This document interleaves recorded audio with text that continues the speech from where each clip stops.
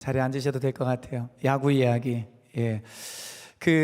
첫 번째 설교하신 목사님께서 뭐 안타, 홈런 이런 이야기 하셨는데, 나는 안타나 홈런 안 해도 되겠는데 생각이 들었어요. 나는 포볼로 나가야지. 어떻게 하면 포볼로 나갈 수 있느냐? 제가 이렇게 순간 들었던 생각이, 주님의 임재, 하나님의 임재가 여기에 있으면 성경 본문만 읽어도 이건 포볼로 나갈 수 있다. 아멘. 예, 주님의 임재가 있고 하나님 우리에게 주시는 은혜가 있으면 각자 주께서 우리에게 말씀하여 주시고 가르쳐 주시는 줄 믿습니다. 우리 사도행전 1장 21절 22절 말씀 우리 다 같이 함께 읽겠습니다. 시작. 이러함으로 요한의 세례로부터 우리 가운데서 올려져 가신 날까지 주 예수께서 우리 가운데 출입하실 때에 항상 우리와 함께 다니던 사람 중에 하나를 세워 우리와 더불어 예수께서 부활하심을 증언할 사람이 되게 하여야 하리라 하거늘. 아멘. 여기 증언할 사람, 이제 헬라어로는 이것이 한 단어로 나오는데 마르티스라는 그 증인이라는 뜻을 가지고 있는 단어입니다. 그러니까 부활의 증인을 세워야 된다, 이렇게 이야기를 하고 있습니다. 여러분들 예수님의 증인이세요? 오늘 이 본문은 이제 유다가 자살을 함으로 사도가 11명이 되었는데 한 명의 사도를 더 충원해서 12명의 사도를 만들어야 되는데 그 한 명의 사도를 어떤 자격을 갖춘 사람으로 세워야 되는지에 대해서 말하고 있는 본문입니다. 근데 여기에 보면은 요한의 세례로부터 우리 가운데에서 올려져 가신 날까지 주 예수께서 우리 가운데 출입하실 때 항상 우리와 함께 다니던 사람 중에 그 한 사람이 바로 사도가 되어야 된다, 이야기를 하고 있습니다. 그러니까 요한의 세례로부터 예수님께서 올라가실 때까지, 그러니까 이것은 사실 사복음서에 나와 있는 내용이죠. 사복음서의 처음이 바로 그 요한의 세례로부터 거의 시작하지 않습니까? 물론 족보 이야기도 나오긴 하지만 저는 이 본문을 보면서 그렇구나, 예수님의 증인이 되기 위해서는, 여러분 모두 다 예수님의 증인이 되고 싶은 마음이 있으시죠? 예수님의 증인이 되기 위해서는 성경을 알아야 되는구나, 하나님 말씀을 알아야 되구나, 적어도 사복음서는 알아야 되는구나, 그래야 예수님에 대해서 이야기를 할 수 있는 거죠. 제가 몇 주 전에 어떤 식당을 갔는데 그 식당 그 음식 맛이 굉장히 좋았어요. 근데 그 아주머니께서 마스크를 안 쓰면서 이제 음식도 하시고 이제 서빙도 하시고 혼자 다 하시는 분인데 마스크를 안 쓰셨어요. 너무 마음에 들더라고요. 예, 그래서 저렇게 마스크를 안 쓰시고 영업을 하신 분도 계시구나. 그래서 뭐 음식만 맛있다고 이렇게 칭찬하고 이러니까 저 말고도 2명이 더 있었는데 저희들 옆에 다른 손님이 다 나간 상태였는데 저희들 옆에 딱 자리를 잡고 앉으셔서 막 이런저런 대화를 하시더라고요. 대화를 저희들에게 말도 걸고 또 우리말도 잘 듣고. 그래서 아주머니, 저희들은 이제 교회 다니는데 혹시 뭐 종교가 있으세요? 그러니까 절에 다닌다라는 거예요. 그래서 조금 생각을 했어요. 하나님, 저분이 절에 다닌다는데 제가 좀 복음을 전하고 싶은데 좀 어떤 말을 먼저 해야 될까요? 이렇게 고민을 하는데 하나님 그 생각을 주시더라고요. 뭐였냐면 아주머니에게 물어봤어요. 아주머니, 절에 가셔서 무슨 기도하세요? 여러분 절에 다니는 사람 기도 많이 하는 거 알죠? 절 입구에 보면은 뭐 무슨 기도 막 이런 거 있잖아요. 몇십일 기도. 그 사람들 기도 많이 한다고요. 그랬더니 뭐 몇 가지 기도 제목을 이야기하더라고요. 예, 뭐 식당에 뭐 영업이 잘 되는 거, 또 오신 손님들이 맛있게 먹는 거, 뭐 그리고 이제 자녀에 관한 거, 기도 제목을 이야기를 이제 하는데, 이제 그러면서 저희가 이제 좀 복음을 이제 조금 전하기 시작했어요. 그러면서 근데 제가 이렇게 보니까 절에서는 이제 환생, 윤회한다고 이야기하는데 아주머니는 뭘로 이제 다시 태어나고 싶으세요? 물어보니까 사람으로 다시 태어나고 싶다고 이야기하더라고요. 근데 아주머니, 근데 그 사람으로 다시 태어나고 싶다고 이야기를 하시고 윤회설을 이야기를 하는데 그 얘기는 누구한테 혹시 들으셨어요? 그러니까 스님이 말해서 알려줬다라는 거예요. 그럼 혹시 그것을 기록하고 있는 어떤 불교의 경전 읽어본 적이 있으세요? 그러니까 한 번도 없다고 그러더라고요.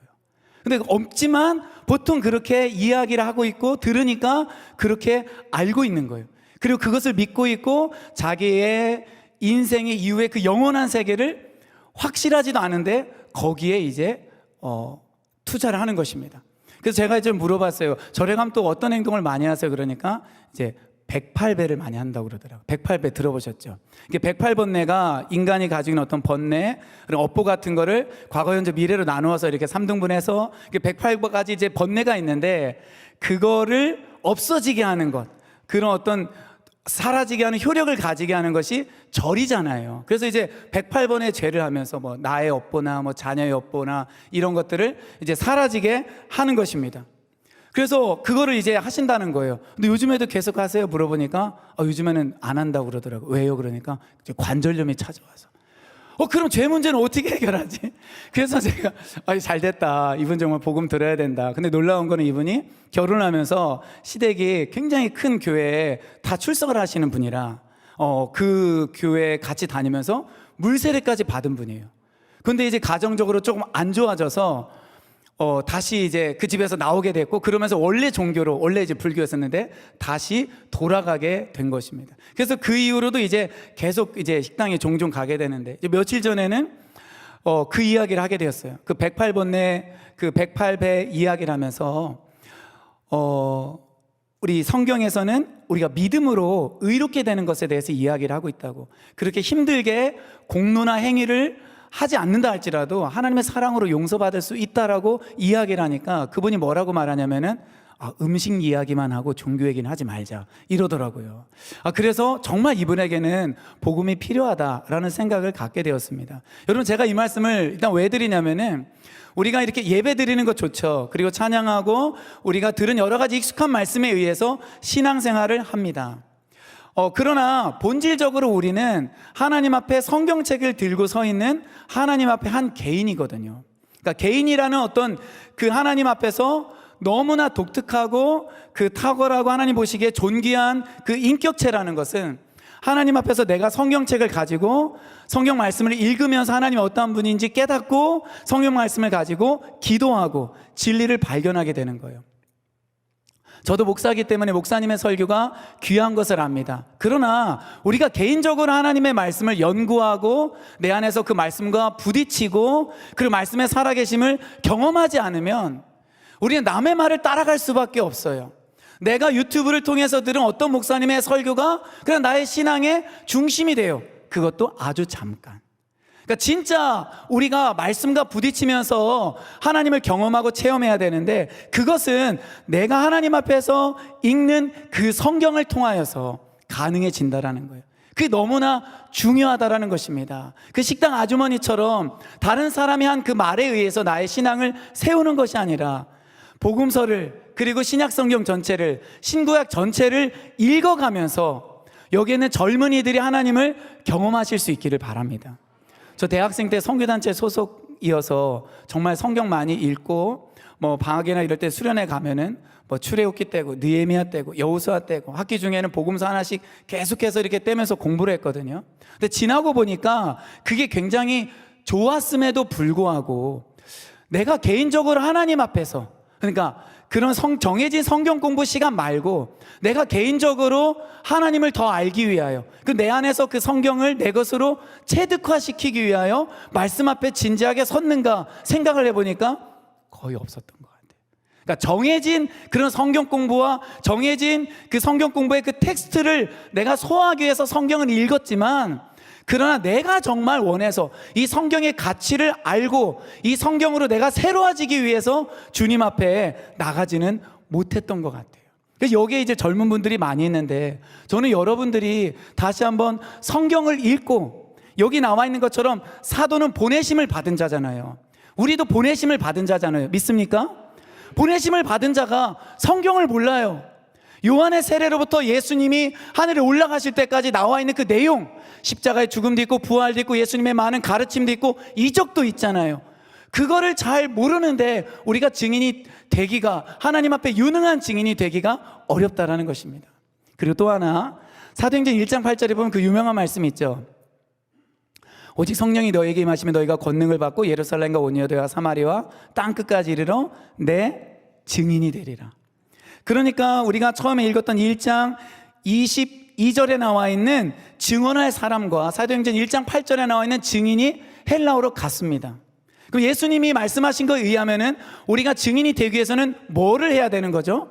성령이 우리 위에 임해야 돼요. 능력이 있어야 증인이 되는 것입니다. 우리가 전하는, 증인으로서 전해야 되는 그 콘텐츠는 예수 그리스도, 요한의 세례로부터 예수님이 들려오실 때까지 물론 재림도 포함되겠죠. 그것이고 나를 실제로 증인되게 하는 그 능력, 나의 에너지, 나의 힘은 성령님이 나를 사로잡으실 때, 아멘, 우리가 성령 충만할 때 이루어진다는 거예요. 근데 그 성령 충만은 어떻게 이루어집니까? 예수님이 그 성령이 너희들에게 임할 때까지 뭐라고 말씀하셨죠? 기도하라고 말씀하셨습니다. 예루살렘을 떠나지 말고 기도하라. 오늘날 우리 그리스도인들에게 정말 이게 너무나 좋은 그 신앙이 성장할 수 있는 환경이 주어졌습니다. 정말 이 스마트폰 하나만 잘 활용해도 우리가 많은 정보와 지식을 얻을 수가 있어요. 그러나 진짜 내가 하나님 앞에 개인적으로 성경 읽고 정말 부르짖는 기도를 하지 않으면 우리는 정말 증인이 될 수가 없는 거예요. 내가 경험한 예수 그리스도, 나의 중심에서 나오는 그 뜨거운 그리스도를 전할 수 없다라는 것입니다. 그래서 우리가 이 시간에 한 1분 정도 하나님 앞에 좀 간절히 1, 2분 정도 기도했으면 좋겠어요. 주님, 제가 정말 주님의 증인 되기를 원합니다. 그리고 이것을 위하여서 제가 성경을 읽을 수 있도록, 말씀 앞에 무릎 꿇을 수 있도록, 기도할 수 있도록, 그래서 성령님으로 충만하고 성령의 다스림 받는 사람 되도록 나를 사용하여 주시고, 이 시간 기름 부어 주소서. 같이 주여 부르고 우리 통성으로 부르짖어 기도합시다.